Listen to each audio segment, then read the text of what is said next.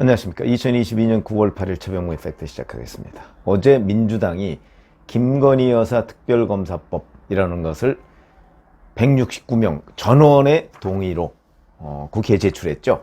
자, 그러면 이제 이게 추석 밥상에 오르기를 기대한다. 뭐 이제 추석 민심에 영향을 미치기를 기대한다. 뭐 이런 건데, 그럼 김건희 특검법이 과연 어떻게 될 것인가 하는 운명에 대해서 말씀을 드리겠습니다. 자, 그러려면 사실은 이 내용을 과거 비슷한 특검법과 한번 비교해 보는 것이 좋을 듯 해서, 아마 지금 얘기하는 거는 이제 야당이 추천하는 특별검사를 임명해서 수사하도록 하자, 이렇게 주장하고 있거든요. 자, 우선 김건희 특검법, 진성준 원내수석 부대표가 어제 얘기한 걸 보면 이렇습니다. 수사 대상은 윤석열 대통령의 부인 김건희 여사. 그 다음에 수사 범위는 주가 조작 의혹 사건, 허위 경력 기재 의혹, 기업으로부터 뇌물성 후원을 받은 의혹 사건, 이렇게 규정을 했습니다. 그리고 특검의 규모는 특검 1명하고 특검보 4명, 파견검사 20명, 특별수사관 40명, 파견공무원 40명, 이런 식으로 해서 총 100명 이내, 이렇게 했습니다. 이 규모는 최순실 국정농단 사건과 관련한 특검, 이거 그 당시에 슈퍼특검이라고 불렸었죠. 이 슈퍼특검과 비슷한 규모입니다. 슈퍼특검, 그 당시에는 박영수 특검, 그 다음에 특검보 4명, 파견검사 20명, 여기까지 똑같고요. 그 다음에 나머지 해서 105명이었는데, 자, 이때와 이제 같은 점 다른 점, 이런 것들이 특별히 문제가 되고요. 여기에다가 민주당은 하나를 더 넣습니다. 특검보 전체, 특별히 전체 수사 인력 가운데 3분의 1 이상을 지금 고위공직자 범죄수사처, 공수처죠. 공수처 공무원으로 구성한다, 이렇게 해놨습니다. 그 얘기는 검찰에서 수사 인력을 파견받으면 믿지 못하겠다, 이런 거죠. 몇 달 전까지 본인들이 문재인 정부 검찰 아니었습니까? 근데 못 믿겠다는 겁니다. 이게 이제 내로남불이죠, 그렇게 되면. 드루킹 특검, 그때 문재인 정부 검찰이 파견검사, 검사 파견했습니다. 물론 그때 허익범 특검이 굉장히 어려웠다고 하더군요. 왜냐하면 베테랑급을 파견을 안 하는 겁니다. 그리고 예산 지원도 제대로 안 하고, 그 다음에 수사관도 능력 있는 수사관을 배치를 안 해주고, 이러니까 굉장히 어려워서 그야말로 심기일전 해서 거의 몸으로 때웠다, 이런 얘기를 허익범 특검이 한 적이 있는데, 이제 그런 거를 아마 우려를 하는 모양입니다. 글쎄요, 그렇더라도 불과 몇 개월 전에 문재인 정부 검찰이었는데 검찰을 이렇게 불신해서야 어디 되겠는가 하는 생각이 들고, 자, 바로 이런 점들 때문에, 그리고 준비기간 20일, 본래 수사기관 70일, 그 다음에 30일 추가 연장 가능하도록 해놨고, 그래서 총 120일, 이것도 최순실 특검과 똑같게 해놨습니다. 자, 그러면 최순실 국정농단 의혹하고 김건희 의혹의 차이. 최순실 국정농단은요, 대통령이 비선의 건의를 받고 국정을 농단했다는 혐의입니다. 그러니까 국가를 흔들리게 만들었다는 혐의입니다. 자, 지금 김건희 특검, 주가 조작, 이미 문재인 정부의 검찰에서 탈탈 털어서 제가 여러 차례 말씀을 드렸죠. 13개월 동안 수사를 해서 작년 12월 3일 날 사실상 무혐의 결정을 했습니다. 그런데 대선 임박했다고 해서 그 무혐의 결정을 공표를 못하고 있다가 아직까지 그냥 흐지부지 하고 있는, 그때 한겨레신문, 경향신문에도 다 나왔습니다. 사실상의 무혐의다. 그건 문재인 정부의 이성윤 서울지검장, 이정수 서울지검장이 이어받아서 13개월 동안 수사한 결과가 그겁니다. 아마 특검보다 훨씬 더 그 당시의 서울중앙지검이 수사 능력이 뛰어났을 거요. 서울중앙지검이 당시에 수사 인력도 파견을 받았거든요. 훨씬 뛰어났을 겁니다. 그런데도 13개월 동안 밝히지 못한 게 아니죠. 사실상 밝혔죠. 밝히고 무혐의 처분을 사실상 한 그거를 지금 특검이 갑자기 만들어서 70일 내에 결정하겠다, 기소하겠다, 이런 거죠. 어불성설이죠. 어불성설입니다. 그리고 그거는 사실상 무혐의가 났기 때문에, 그게 윤석열 정부의 검찰이라면 혹시 한 번쯤 야당에서 얘기를 해보고 그런 점이 일반 국민들한테 먹힐 소지도 있지만, 문재인 정부의 검찰이 13개월 동안 파견까지 받아가면서 집중 수사를 했는데 사실상 무혐의 처분했다. 이거를 지금 특검으로 다시 하자. 이게 추석밥상에 오르겠습니까? 저는 올라도 오히려 역풍이 불 것이다. 아, 진짜 너무하네. 뭐 이런 거 아닌가요? 전 그런 생각이 들고요. 그 다음에 논문 표절. 김건희 여사의 논문 표절. 자, 김건희 여사의 논문 표절과 허위 경력. 이 대부분은 윤석열 대통령과 결혼하기 전 얘기입니다. 결혼한 후라도 그게 국정과 무슨 상관이 있습니까? 예를 들어서 논문 표절을 했다고 하더라도 더군다나 국민대에서 지금 그 부분은 아니다. 이렇게 얘기를 한 거 아닙니까? 설령 했다고 하더라도 그게 국정과 무슨 상관이 있습니까? 왜 그걸 특검으로 예산 들여가면서 하려고 하는 거죠? 그냥 최악의 경우 그냥 김건희 여사가 그 학위 논문 반납하면 그만입니다. 아, 나 학위 논문 안 쓰겠다 그러면 그만이지. 그건 국정과 관련 없고요. 또 이것은 윤석열 대통령과 결혼하기도 전이다. 그게 과연 추석밥상에 올랐을 때, 야, 민주당 너무하네? 오히려 이런 역풍이 대상이 된다. 저는 그렇게 생각을 합니다. 또 하나, 김건희 여사의 허위 경력. 마찬가지입니다. 그 허위 경력도 다 윤석열 대통령과 결혼하기 전입니다. 그러면 뭐 결혼할 때 왜 검증을 안 했느냐? 이렇게 얘기할 수는 없을 거 아니겠습니까?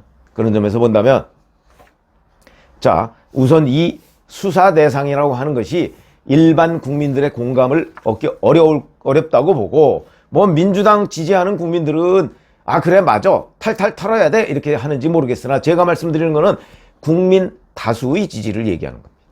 다수의 지지를 과연 받을 수 있을 것인가? 저는 저희 취재기자, 정치부 기자 경험으로 보면 불가능할 것이다. 왜냐하면 하나하나 따져보면 이렇기 때문에. 그 다음에 또 하나, 대통령 공사에 대한 뇌물성 특혜 얘기를 하고 있는데, 이게 코바나 컨텐츠 인테리어 공사를 하던 그 회사가 대통령 관저 공사를 했다는 건데, 수의계약으로 뇌물성 특혜를 받았는지 안 받았는지, 물론 이건 뭐 조사해 볼 수 있습니다. 그러나 이거는 글쎄 이런 거 이거 하나 정도가 저는 특검이 되려나요? 아니면 그냥 검찰 수사 정도로 끝날 수 있을까요? 왜냐면 저는 상식적으로 생각하면 그냥 코바나 컨텐츠에 김건희 여사가 아는 사람이 있어서 그 사람 보고 와서 공사를 좀 해달라 이렇게 수의계약한 거 아닌가요? 거기서 돈을 받았겠습니까? 이재명 대표가 받는 여러 가지의 의혹하고 비교하면 이거는 특검 대상도 안 됩니다. 그냥 간단한 수사 대상 정도가 된다. 또 하나, 결정적인 거는 여기 특검을 야당이 추천하는 특검으로 하자, 이런 얘기입니다. 이게 그런 경우가 있었습니다. 이명박 전 대통령 시절에 내곡동 사저특검. 그게 이제 대통령과 대통령 부인이 수사 대상이니까 그거를 여당이 추천하면 안 된다. 이렇게 이제 당시 박지원 원내대표가 강력하게 주장을 해서. 그런데 그때 합의한 게 2012년 9월 달입니다. 결정적 차이가 있죠. 2012년 9월이면 2012년 12월 달에 대선이 있고요. 그때 한나라당이죠. 새누리당인가? 한나라당이죠. 한나라당 원내대표가 이한구 의원이었습니다. 누구죠? 대표적인 친박입니다. 그러니까 친박의 입장에서 어차피 이명박 대통령과 차별화할 필요도 있고, 그러니까 그냥 하자, 이렇게 하는 측면 하나에다가, 그 다음에 또 하나는 대선을 3개월 정도 앞두고 있기 때문에 자칫 잘못하면 이것이 대선의 변수가 될 수 있겠다, 이렇게 생각을 해서 받아들여준 측면이 있습니다. 어차피 박근혜 후보하고는 크게 관련 없는 거니까 그런 특수성이 있는 것이다. 그런데 그 이후에 상설특검법이 국회를 통과했습니다. 상설특검법, 언제든지 특검을 발동할 수 있습니다. 물론 그 특검은 법무부 장관이 임명합니다. 민주당으로는 받아들일 수가 없겠죠, 법무부 장관이 임명하는 거. 그러나 그렇다고 쳐도 지금까지 관행상으로 보면 특검 추천은 여야가 추천을 해서 그 중에서 대통령이 고르도록 되어 있습니다. 자, 그런데 야당이 추천하죠. 더군다나 최순실 특검과 같이, 그리고 문재인 검찰에서 사실상 무혐의 처분한 것까지, 이 얘기는 결국 민주당의 대리인으로 하여금 김건희 여사를 털겠다. 근데 터는 거 가능하죠. 근데 문제는 어디에 있냐면 검찰 수사나 특검 수사는요, 수사를 해서 실체적 진실을 밝히는 거, 물론 그거 중요하죠. 그런데 그거 떠나서 뭐 여러 가지 언론 플레이나 뭐 이런 걸 통해서 수사로서 제대로 밝힐 수가 없으니까 그걸 가지고 언론 플레이에서 마치 의혹이 어마어마하게 있는 것처럼 하는 것, 이게 더 문제죠. 그러니까 윤석열 정부로서는 받아들일 수 있겠습니까?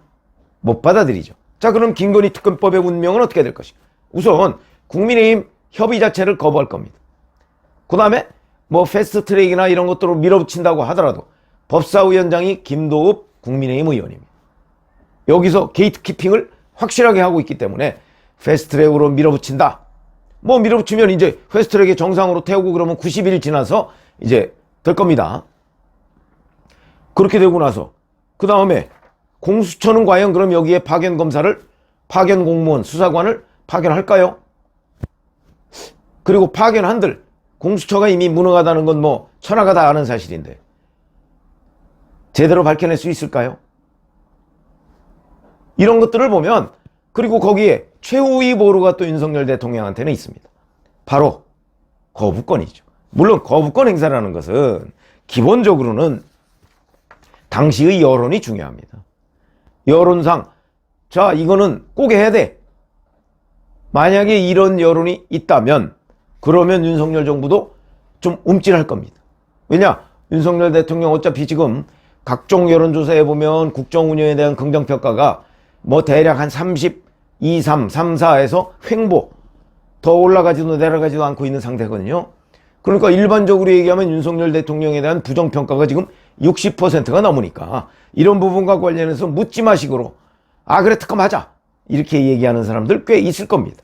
그러나 적어도 추석 밥상에 이 얘기가 오를 때 많은 이 정치를 좀 안다는 사람들이 이 부분에 관해서 한 번씩 코멘트를 하는데, 아이 그건 특검 대상도 아니야, 뭐 특검을 야당이 추천한다고 뭐 이런 부분에 논리적으로 민주당이 무너질 수밖에 없다. 그러니까 법사위의 김의겸 의원 같은 경우 자기네들의 방어권이다 이렇게 주장하고 있습니다.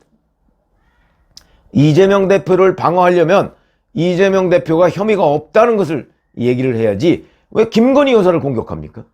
그래서 방어가 되나요? 저는요, 주가 조작 같은 경우 이거는 문재인 정부 검찰에서 이미 다 털었기 때문에 과감하게 발상을 전환을 한다면 윤석열 대통령이 다른 결정을 할 수도 있다고 생각하는 사람입니다. 그렇기 때문에 제가 본 데는